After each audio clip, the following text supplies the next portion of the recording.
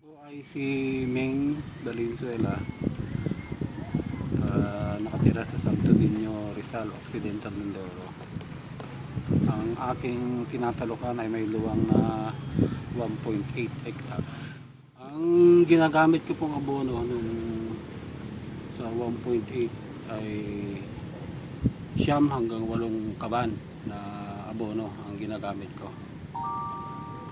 Nung dumating po yung hypercompost, kasi sabi po nila ay magbawas daw ako ng abono.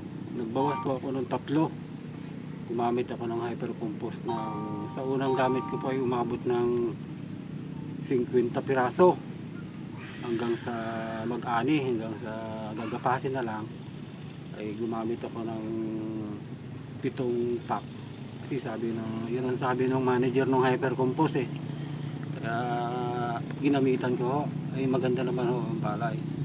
Yun po ay second crop po noon. Unang gamit ko, second crop. Sumunod po na cropping, main crop.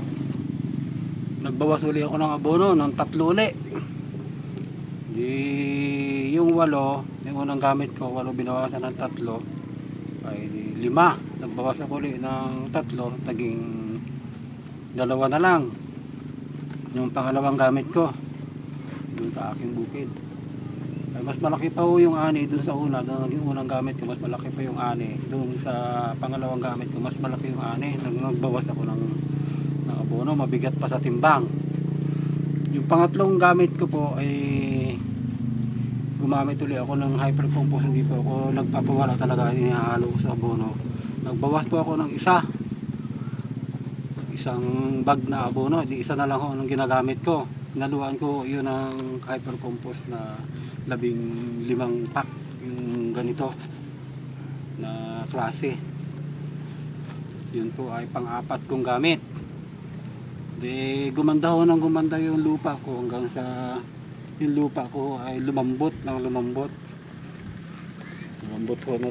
yung aking lupa. Tingnan po ninyo, yung lupa ko ay medyo blackish na brownish. Yan po ang itsura ng lupa. Hanggang sa yung pang-4 ko pong gamit, ibig sabihin 6 na cropping na po, yung 4 na taon na po akong gumagamit, ay nitong second crop po na ito itong second crop na ito, kita ho ninyo yung palay ko, dalawa lang ho ang ginamit kong ano dyan, 2 balde. 2 balde lang po ang ginamit kong abono dyan sa luwang ng aking na yan. Yan po, yung palay ko na yan ay 18 days pa lang po ngayon. Itong araw na ito mula nung isabog ito. Ito po ay direct.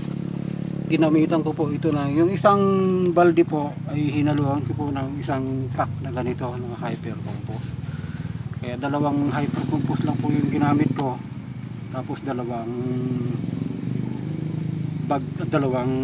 balding abono. Yun po ngayon ang itsura ng aking palay. Ito po yung pang-4 na taon kong gamit. Ibig sabihin ay gumagamit ako na mula noon ay gumagamit ako ng 6 hanggang 8 beses na ako nakapagamit itong hypercompost na ito. Kamusta naman sir ang ani? Sa ani po, yung nakaraang main crop, itong main crop po nung nakaraan, hindi po ako gumamit ng abono. Ang ginamit ko lang po ay hypercompost lang po ang ginamit ko. Ay mas malaki pa po yung ani nung nakaraan gumamit ako ng abono. Mas malaki po yung ani nung walang abono. Ito lang po ang ginamit ko. Yung 1.8 ko po ay lumapit na 222 yung 1.8 ko. Kaya marami po nagtataka. Ay kumpara naman ho sa mga hindi gumagamit, ano ang masasabi ninyo? Ay yung mga hindi gumagamit, nagtataka sila sa akin kahit wala akong abono, malaki yung ani pa, samantalang nila ay kakaunti ang ani nila. Ay hindi ko pa alam kung anong nangyari ito, bakit malaki yung ani ko, yung sa kanila maliit. Siguro po gagagawan ho nitong hypercompost na to. Gagagawan ho ng hypercompost na to, talagang ano po siya eh, pang soil conditioner, kasi nakalagay po dito soil conditioner. At Saka balance yan, nakikita ko naman yung palay ko ngayon. No? Parang hindi siya berding-berde, hindi naman siya dilaw na dilaw. Katamtaman lang po. Minsan po merong pumunta dito, nag-aalok din po ng product nila. Ay tama-tama, ay kaibigan ko po yun. Sabi ko sa kanya kung meron siyang dalang pang soil tester. Yung po yung tinatawag na pH. Ay pinatester ko po yung aking aking lupa. Nagulat po siya bakit mababa yung yung parang asin ng lupa. Tapos pinatesting ko po yung katabi ko mismo, kapatid ko po yun eh. Ay mataas ang asin ng lupa niya. Samantalang itong ginamitan ho ng hyper compost ay mas mababa eh. Ibig sabihin gumanda ho. Yung asin ng lupa nawawala sa pamamagitan nito. Parang kaya niyang kontrolin. O kaya napapatay nito yung acid ng lupa.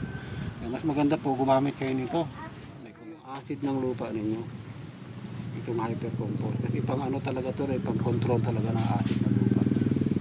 Binubulati pa po kaya itong yung lupa? May bulati? Daming bulate yan. Dahil pang bulati? Dati wala ka makikita bulate dyan eh. Puro chemical eh. Noon, nung hindi pa ako gumagamit ito, ang bulate, wala ka makikita bulate. Pero nung gumamit ako nito, 2-3 beses lang lumitaw yung bulate. Talagang mataba na po yung lupa po ninyo.